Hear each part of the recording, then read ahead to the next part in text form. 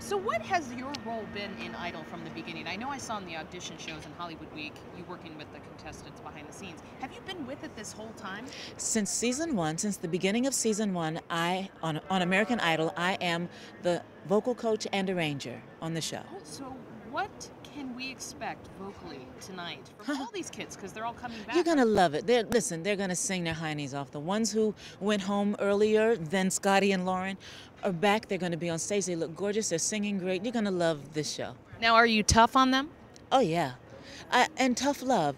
It's hard to tell people the things that they think are tried and true and don't work anymore. And I've never gotten resistance. And the most valuable part of my job is the fact that they trust the information I give them. That's huge to me, is the trust. These contestants go through so much. It's so hard, it's overwhelming, and all of them have the courage to be told that you suck in front of millions of people. Are you kidding me? You have to work hard to get beyond the negative you've been told, or to get better, or to do something different, whatever that you've been asked to do.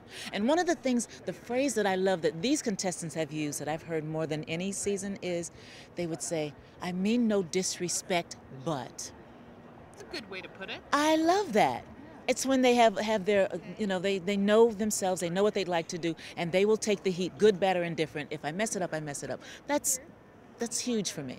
Yeah. Have you ever lost your voice because of pushing too hard like Lauren? Not pushing too hard. I originated a role on Broadway in the show called The Human Comedy. It was produced by Joe Papp's Theater years ago. And the show closed, and maybe a year later, they decided to do a cast album. I had been singing and singing and singing, so I had no voice. And they wanted to do it one day. And I said, but may I do my solos later in the week? They said, no, we're putting everyone in a room. And I went to the doctor because I was very afraid they wouldn't reschedule. So that's the closest I can say. And when this happened with Lauren's voice at the performance show, I likened it to being in a Broadway show where they said to Haley, if the doctor does not give her an okay, you're on. You are back in the competition.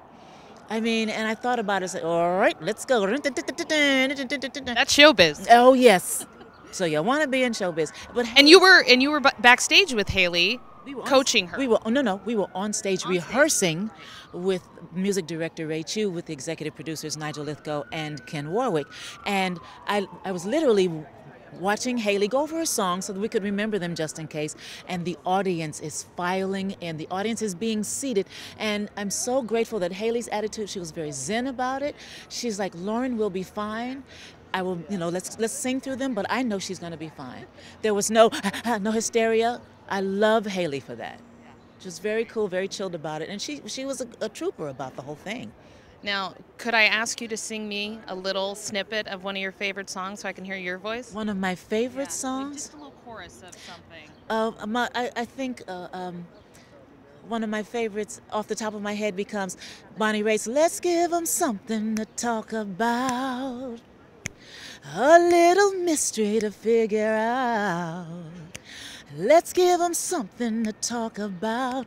How about love, love?